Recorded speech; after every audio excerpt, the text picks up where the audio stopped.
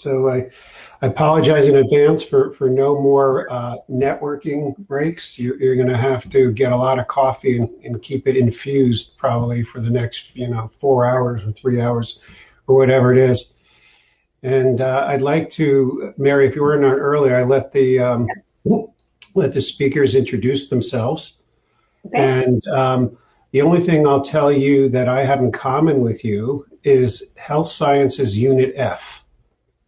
Health science. The University of Minnesota, my There alma we mater. go. But we both went to the same pharmacy school. Oh, how funny. Yeah, yeah. Well, that's my second pharmacy school. My first one was the Philadelphia College of Pharmacy. So anyway, Oh, uh, congratulations. so we have something in common, but we'll talk I about that heard another. Minnesota earlier, and I didn't know though that you had gone there. So that's Yeah, awesome. very, very good. So anyway, Mary, take it away, and we'll be listening in and encourage the audience to ask questions. Thanks. Okay. Thank you, everyone.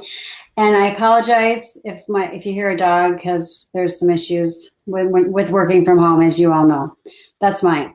But anyway, I'm happy to be here today, and I appreciate the invitation to present today. And basically, I'm going to, after talking about all the decentralized trials and COVID and everything, and all the things that are going on in this space, I was asked to present basically a case study of a study that we have executed and is actually finished enrolling.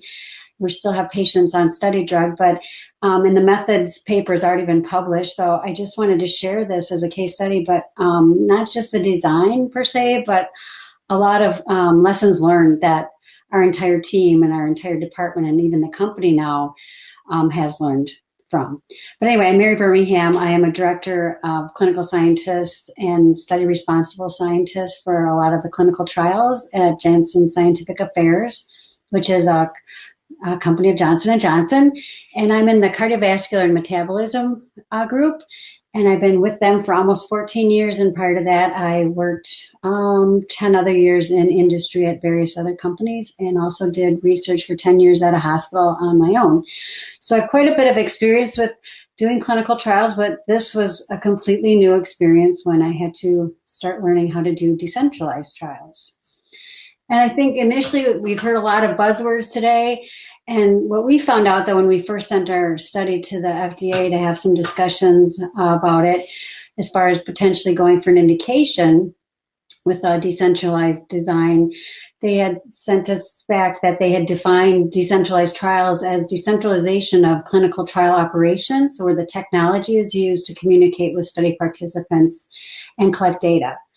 So, there's a lot of other terms floating around: virtual, remote, siteless, direct-to-participant, hybrid. But all this is just the same thing, as you're trying to get study data in a different way and to be able to use it for publications or for even potential indications with the FDA.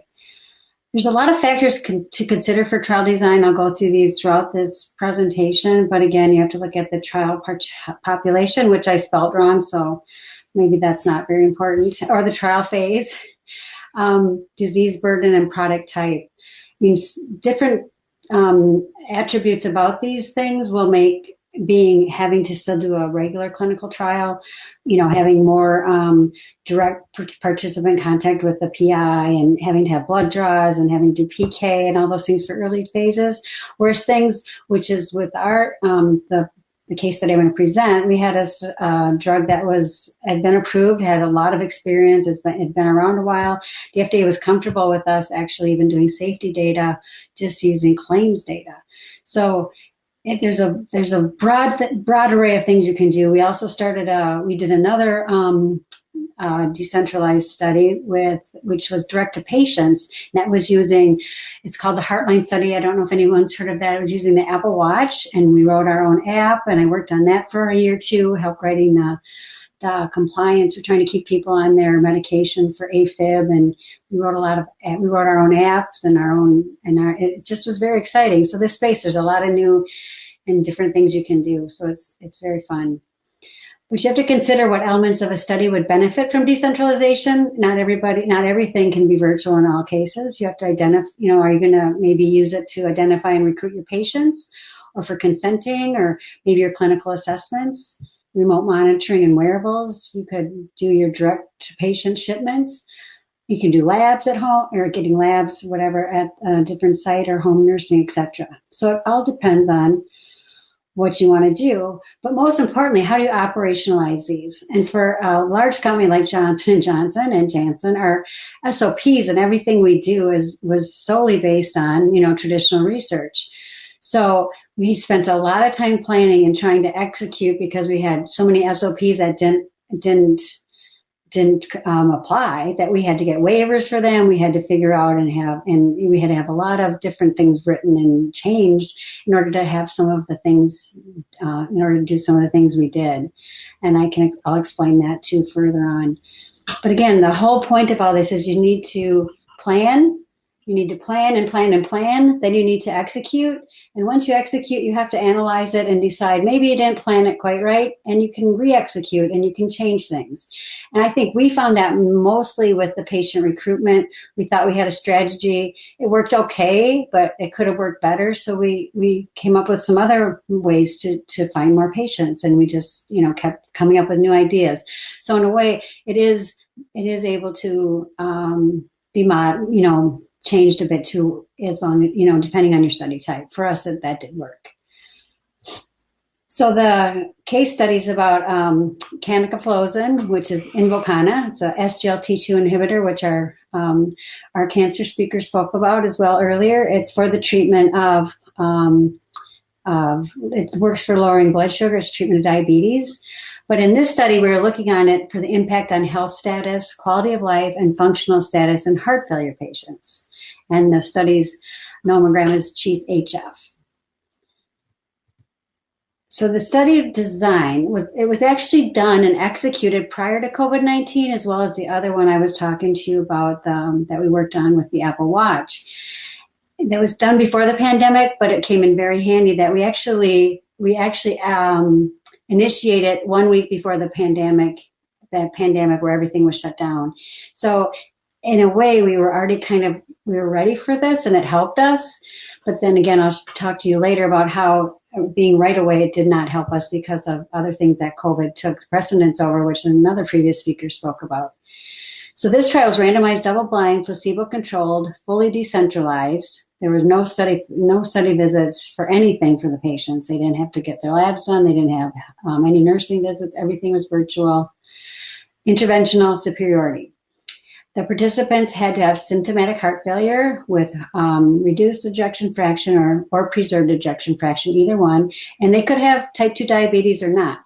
So our drugs was only indicated for type 2 diabetes, but other SGLT2 inhibitors had done studies and had shown they could reduce actually clinical outcomes like death, stroke, MI in patients with heart failure using these drugs, as well as a few other studies that show that they could help the symptomatology of these patients.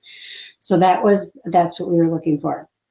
We initially targeted 1,900 patients, but due to not enrolling as fast as well as we had hoped in our initial assessments, and for monetary reasons, we actually stopped enrollment at 476 patients, and that was in February of this year. And we still think we're still hoping we will hit significance on some of our analyses. So we think we overestimated the sample size, also based on some of the blinded data we're seeing from the responses in the primary outcome. So we did have sites in this. This was not direct to patients. We did have sites, and we had integrated health networks, very large physician practices that did a lot of, that they could use their EMRs to actually search and recruit the patients. So our objectives were to conduct a completely decentralized trial to understand the superiority of canagliflozin 100 milligrams daily to placebo in improving symptomatic heart failure, utilizing the KCCQ, which is the Kansas City Cardiomyopathy Questionnaire. So it's a patient-reported outcome specifically for heart failure that was developed by Dr. Spertus in Kansas City, and it's been approved by the FDA as a measurement for trials. And we're using that as our primary endpoint. And we put the the Pro onto an app. So we made an app out of the Pro that the patient would respond to. We're utilizing a fitness tracker as a secondary endpoint. We're looking if the patients can walk more, if they can climb more stairs.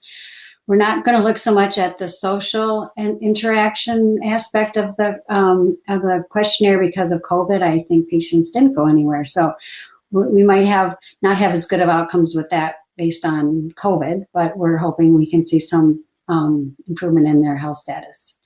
We also are utilizing insurance claims data for safety reporting and for exploratory endpoints, like hospital resource utilization. We're looking at, we're collecting actually our serious adverse events based on ER admissions, ER and hospital admissions. So instead of having to collect all safety data, because it was a space that's been in the market space, space force study basically, or the drug's been around, the FDA said they were fine with us collecting the data that way.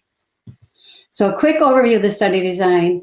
Again, patients with ref or PEF. Can't find my pointer here, sorry. Can you see that? Anyway, they're identified and screened, and that was done remotely by the sites. They would look through their EMRs and see if the patients qualified. Then the patients, if they did qualify, they were onboarded and consented. They did a baseline KCCQ to make sure the patients had a score less than 80, just to make sure that we could see a change in their score if the drug worked or not. And then the primary objective was to look at, after over 12 weeks of therapy, getting canagliflozin 100 milligrams a day versus placebo, that their KCCQ total symptoms score improved statistically. And then we had because we're still ongoing, we have a 6-month follow-up period that's open label for the patient. And we'll just be collecting like claims data. They'll be doing some of their participant surveys and things like that. So that's just to see what they did and we actually unblind them after they finish their treatment so they know what drug they were on. And we're also trying to look to see if that made a difference in what they went on after they were on the study or and other things like that. And this had, like I said, here's the reference, insert heart failure. John Spurtis is the first author. I'm second for the paper if you're interested in looking at the entire methodology paper. And this is actually, so that was the design. This is actually the infrastructure of how the study actually worked. So the center of the trial is the participant. Okay, they're offered participation by the site. The site goes through the EMR and they try to find the patients that qualify, that meet the inclusion exclusion. Then they send to the patients by email, they send them an email to say, hey, are you interested in doing this study? And they can then click on and go to a website to learn more about the study. There's a video on it, talks about the study, what they would have to do. And then the patient can opt in after learning about the study, and it goes back to the investigator that they opt in, and then they fully screen them, and then then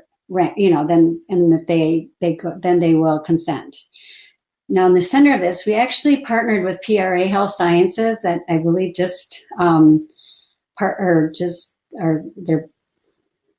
going together with, I think it's Icon. But anyway, so PRA Health Sciences partnered with us to develop this, the data infrastructure and the model to actually collect the data.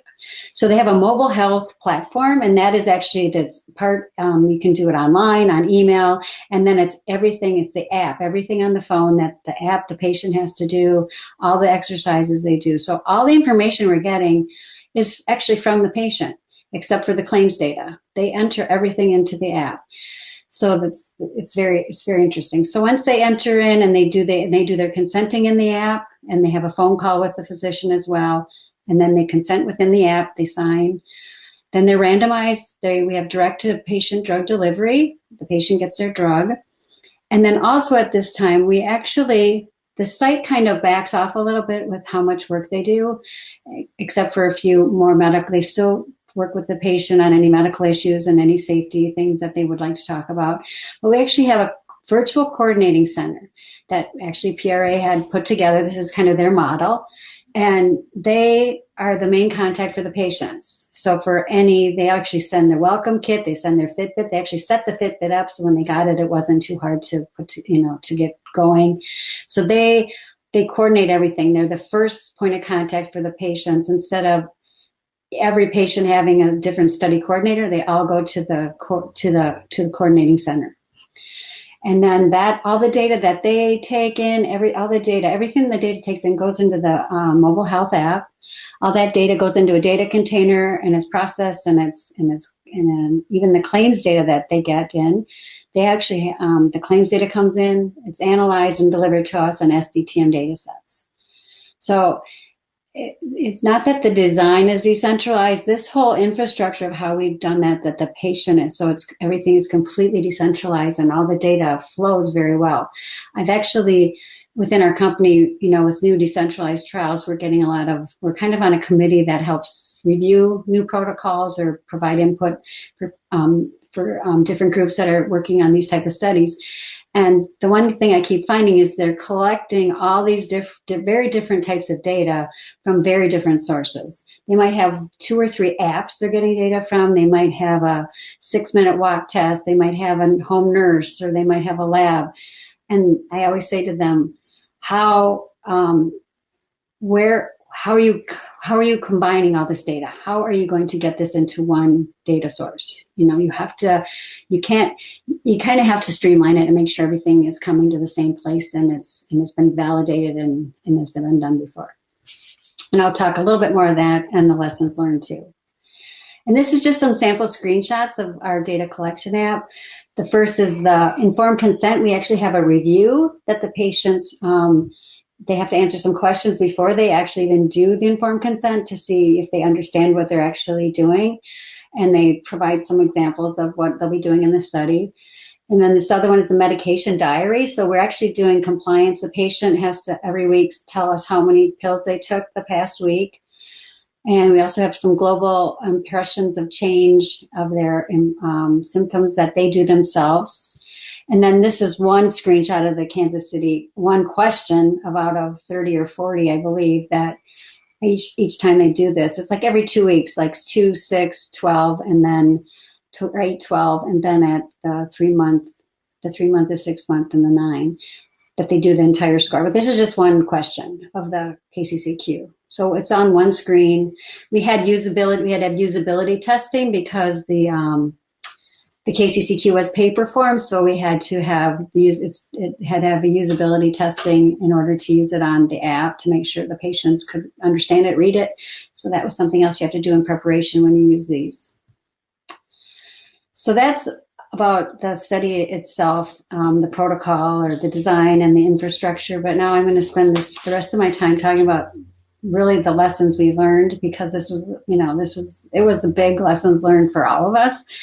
Because it was new and it was fun, and it was fun to be creative, and I think after COVID even helped us we had to be more innovative to try to figure out how to move forward with doing, research in a different way and meaningfully.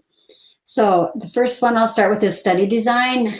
Again, I think you really need to build out the entire study flow early. Like, what will be virtual, especially if it's hybrid? What can be virtual? What do you really need to have, a live visit for? Depending on what you're studying and how, and if you're in phase 1 of a study versus phase 2, what do you really need? So you need to identify that and model it out, so where everything's going to happen. You also need to consider if you can truly eliminate the site completely. I know we did the direct to patient for the first study. This study, we did not completely eliminate the site. We eliminated, some of the work, like the study coordinator work, and some sites weren't happy about that. That's how they make an income too, by the amount of work they do with each study. But again, it gave them more time to find more patients, and that's really what we wanted them to do. And at the end, it worked out. I think everybody was fine with how it was designed. But initially, I think they were a little hesitant that they were going to just find the patients and then be shut off. It's like, no, you're not shut off. We just have another group that's helping us coordinate. And again, it's a huge paradigm shift for the PIs, and if it's not direct to patient, you need to select sites and PIs that approve of the design and are willing to work in there and kind of excited about it and want to try and make it work. And especially the e-consent process at first it's hard. It's difficult on the phone and on the phone and the patient with the app. And so but once you get trained and it starts working well, everybody gets, feels better. But you have to know those are just some of the steps that might get in your way. So, and you have to know the requirements for each state, for telemedicine, for your drug shipments to patients' home, and et cetera. And again, I can't say that enough. And your company's regulations for things that you're able to do, and you have to get those changed as well. So with study design and operations, you need to engage early with the CRO you're using, or if you're using your internal operations, and get all your internal and external stakeholders in on the study design and implementation and the strategies right away. So they're going to, you get down too far down the road and someone says, oh, you can't do that. And you really can't. You got to start over. So ClinOps, privacy, regulatory, legal, procurement, your HCC, even the sites and the PIs. So you have to have you don't just roll stuff out to people anymore. You really are having conversations and meetings the whole time to try and figure out the best way to do things. Requires enhanced model services from, your CROs, providing flexibility, expertise, and tailored tools, especially with app and website development. For companies like we don't really do that ourselves, so we really have to find people that are good at doing that. Lessons learned for the patients. At first we're like, is this going to be really better for the patients? Especially the heart failure patients being, more on the elderly side. We thought, first of all, they're probably not going to be able to use their phone if they're anything like my father. They're not going to be that excited. They're going to miss going to their doctor. But then COVID hit, so that kind of helped us out with going to the doctor. But we still were worried about some of the technology. But you have to think about, what do they think about it? Do they feel comfortable doing that and not really talking to anybody? Again, I think depending on what phase of study a drug is in may help or may determine that. And within J&J, we do these patient engagement groups where we have like advisory boards with patients that are in the right age group or have the right disease state. And we tell them what we're going to do, talk about our plans, and they give us a lot of good feedback of what we should say or how we should say things or what we should not do. They're very vocal. And it's good because it helps you because you're going to, get that when you go out there and not have been prepared for it. You need clear and concise instructions on what they need to do. Depending on the size of your study, you may not be able to scale support and training at a level that the study participants are used to. So if you have a completely virtual design, you have to have a website, you have to have a support center, like we had the coordinating center established, and you have to have people trained to respond to potential and ongoing participants' questions. So even though you have, you're picking up some more costs here by having the support center to answer questions and maybe send in adverse events. So, some of the work you're taking away from, say, the site, or giving it to another group. So sometimes people thinking these trials cost less, we didn't really find it that much because cost seems to be shifted. They shift from one group to another, basically. And again, you have to figure out how your consent will be operationalized. Some can do e-consent. We did the virtual where the patients and the PI were on FaceTime and talked to each other in order to do it. So, and again, you have to figure out how you're going to train your participants to set up and use of the device. For recruitment, again, they don't necessarily recruit faster than traditional studies, especially if you're looking for a specific disease state at a specific age. And again, I think for us, it was how to get to these people. Like, we thought, email. And then we're like, no, they wanted text messages. So we changed to that. So, or how to advertise, with us, you couldn't go directly to the patient with all of the information because you can only say we're looking for patients for this study. And so you have to really figure out how to get to these people. And it takes a lot of brainstorming and a lot of, redoing things. You need to raise awareness to inform the potential participants what it is. We had the website, we had a video. It was very well done. It was very basic and understandable, but yet it told what they would do, and people were interested. And it has to come from a trusted source, and that's sometimes you're missing that when you have the PI or the study coordinator that they know, or the people that can tell them it's okay to do this. So sometimes that piece is missing, so you have to kind of maybe have a PI or someone on the video saying, that they approve of this and they would want their patients to do it or something. So recruitment will be much harder than you think. There are multiple strategies and testing, lots of learnings to find the right strategies. And do not underestimate the cost for alternative recruitment tactics. You may not be paying sites, but you'll still be paying. We just kind of cost shifted most of our things. Data. Most important, consider all your data sources, like I said before, and how to get them integrated into your database. Determine what data will come from devices, from sites, from the home health visits, from everywhere. But again, don't have too many sources or you might not be able to, it'll be very complicated to get everything into your database. It's complex. It requires experienced data managers, stats and programming for managing these new and diverse data types and sources. At J&J, we've had the same CRF or the same model, the same, just change out different pages or change the words on them. And then that data gets downloaded to the data managers and the stats and programming. They're used to that. This is new. It's very different. It's very different data. It's hard to understand. It's hard, and they're doing fantastic. But again, it's another learnings that we had in order to get it done. And they'll be better with the next one because we learned from this. If the CRO has a database, assure you can get the data in the format you need. And again, there'll be vast amounts of data to deal with, especially if you're getting claims data. And then you have to decide which you need and which you don't. And it's a lot of data. It's a good thing to have too much data, right? But just making sure you have the right data. Devices, understand the pros and cons of each device. I'm talking about usually the wearables. For example, you're going to use an iPhone or you're going to use the Fitbit. You have to see how easy, hard is a device to get set up. What is the age range of your participants? What phone can be used with it?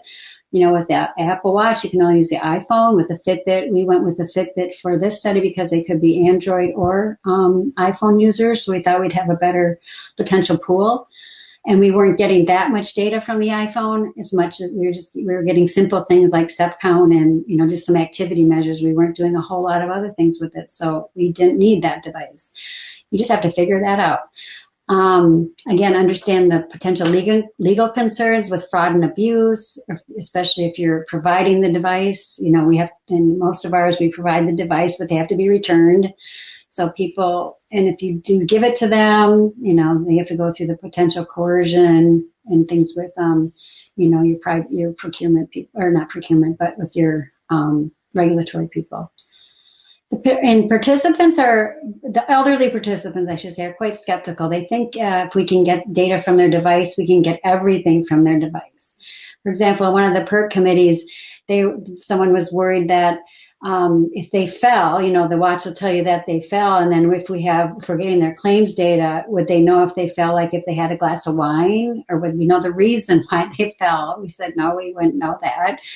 And also someone else was saying, well, this watch, they always know where you are. Like, so if I'm doing something and are you going to know I was in Minneapolis last week or Chicago? And we're like, no, we won't be trying. So you have to let them know exactly what data you will be getting from their device. And again, they still get a little paranoid, especially the elderly. So you need to carefully understand the data flow from each source and describe it in the ICF, and also in order to get those approvals even through your company. For the EHR and the claims data, I'm almost done. I think I have one more. Determine your data source early, including the extent of the data you must have and the ease of data transfer. Many institution MD's office, if you want to use claims data, they will not give companies. Most of the companies we were working with won't give you access to their EHR data or to be able to go into their system, or they will with considerable contracting efforts, which we didn't have time for. And PRA, the vendor we use, was able to access healthcare claims. They have it's called Symphony Database. It's for Chief. They have over 300 million patients with RX, Medicare, Medicaid, commercial types. They only don't have anybody that pays cash. And what they do is they link 5 participant identifiers using an encrypted and anonymized patient key to access the data if there's a fit. And then the data all comes over anonymized, so we don't have any privacy issues with that as well. And not all vendors have that capability. So you have to make sure you can get the data that you want and that it can be private. So in conclusion, evolution will require trial and error to determine the best scenarios to bring virtual capabilities and what are the best ways to do these. We had 2 different trials that were very different, and you just learn. Recruitment will be challenging and different. Overall costs may decrease, but many new costs will evolve and shift to new places. So like I said, the cost shifting. Data collected will be very different and from a very different scale than trials today. You're not just getting the same data you do for every trial, but you're getting a lot more data, especially if you're getting claims and if you're getting more data from the devices, all the device data that can come over that you can get. I mean, it's a lot. Design the best decentralized trial based on your endpoints and data that needs to be collected. Know how it will be collected and integrated into the database. Very nice. Is that your last slide, Mary? That is, yes. Great. So I know we're right at the end of your chat. I'm sorry, I wasn't. No, you're right on. Don't worry about it. We can make up a minute. And it was a terrific presentation. There's a lot to digest, and luckily, in our self-serving way, we have a panel later on this afternoon that we'll be participating in. And you touched on 2 key areas, interoperability and data standards. And you obviously have those front and center, especially as you've demonstrated in this particular study. As I started with a Minnesota connection, I'm going to end with a Minnesota connection, which is that my office mate actually developed the Minnesota Heart Failure Questionnaire, Tom Rector, you probably know. Yes. Yeah, and so if you're coming from Minnesota, why are you using Spertus's one? But we'll talk about that another time. Yeah, that's great. All right. Anyway, thanks for the presentation. There looks like there's one in the queue. You can grab that, and we can talk about it during the panel. Okay. So let's everyone leave this presentation, and we'll go over to the next one. And thanks again, Mary. We'll catch you later on this afternoon. Right. Thank you very much. Bye now. Thank you all. We'll be heading over to the, if there is one question, if you do want to take it, is from Jigna. How compliant were the subject with study procedures? Oh, actually, that's a very good question. We actually had so far, very good compliance, actually. And one of the reasons is because of the coordinating center and the app. So if a patient doesn't do an assessment they're supposed to do, or if they don't fill out their, they don't do one of their assessments, or they don't fill out their diary, their medication diary, whatever, they get a screenshot, or no, they get a banner from a reminder on the app to do their thing. They'll get 3 of those, and if they don't do it, then they get a phone call from the coordinating center. So there was a personal touch to get them back in to do them. So we have excellent compliance on almost all of our metrics. Big Brother's watching. Big Brother's watching. Okay. All right. Thank you. Thank you so much. See you soon. Bye now. And we'll be hitting.